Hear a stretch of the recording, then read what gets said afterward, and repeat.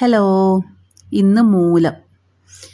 ഇന്ന് ഞാനാ ഇടുന്ന പൂവ്. വിളക്കെല്ലാം തെളിയിച്ച് ഞാൻ പൂവിടുന്ന. ഇന്ന് വാമിയില്ല. വാമി കുറച്ച് നേരത്തെ എണീച്ചിട്ട് പൂവെല്ലാം ഇടണം എന്നെല്ലാം പറഞ്ഞ് നിന്നെയായിരുന്നു. അതിനിടയ്ക്ക് അവൾക്ക് പിന്നെ 2-3 കാര്യങ്ങൾ ചെയ്യാനുണ്ടായിരുന്നു. അന്നേരം പിന്നെ അവൾക്ക് സമയമില്ലാണ്ടായിപ്പോയി. അതുകൊണ്ട് അമ്മയിട്ടോന്ന് പറഞ്ഞിട്ട് അവൾ സ്കൂളിൽ പോയി. ഇന്ന് ഞാൻ എല്ലാ പൂവും ഇങ്ങനെ ഉതിർത്തിട്ടാണ് ഇടുന്നത്. നിങ്ങളെന്നാ പറയാന്നറിയില്ല, നമ്മളിങ്ങനെ ഉതിർത്ത് എന്നാണ് പറയുക. ഇങ്ങനെ വെട്ടാണ്ട് അങ്ങനെ തന്നെയാണ് ഇടുന്നത്. ഒരു ദിവസം ഒരു ചേഞ്ച് ആയിക്കോട്ടെ എന്ന് വിചാരിച്ച് വെട്ടിയിട്ടാൽ നല്ല രസം ഉണ്ടാകും കാണാൻ. ഒന്നാമത് എനിക്ക് സമയമില്ല. അങ്ങനെ അഗിയേട്ടന് പോകണ്ടേ. അഗിയേട്ടനെല്ലാം ആക്കി വെച്ചതിന് ശേഷമാണ് ഞാൻ വന്നത്. അവൾ പോകുമ്പോൾ നമ്മൾ നേരത്തെ ഇടുന്നതാണ്.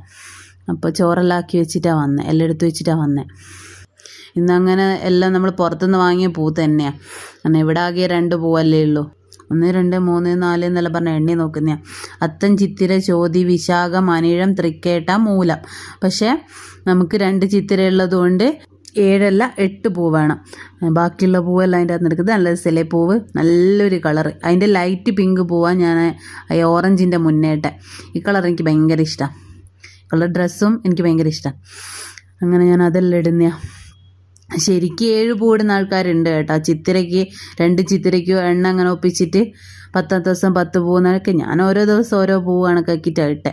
അത് അഗിയേട്ടൻ പോകുന്ന ചോറെല്ലാം എടുത്ത് വെച്ചിട്ടാണ് ഞാൻ പൂവിടാൻ നിന്നത്. അതുകൊണ്ട് അത് എടുത്ത് വെച്ചിട്ട് അഗിയേട്ടൻ പോയി. 11 മണി ആയിന്. അല്ല, ലേറ്റായിട്ട് തന്നെയാണ് പോകല്. അങ്ങനെ ഞാനിതാ നമ്മുടെ ഇവിടെയുള്ളൊരു പൂവും കൂടെ പറിച്ച് അതിൻ്റെ നടുവിൽ വെച്ച്. ഇന്നിതാ ഒരു സിമ്പിൾ പൂക്കളാണ്. എങ്ങനെയുണ്ട് എൻ്റെ പൂക്കൾ? എല്ലാവർക്കും ഇഷ്ടമായോ?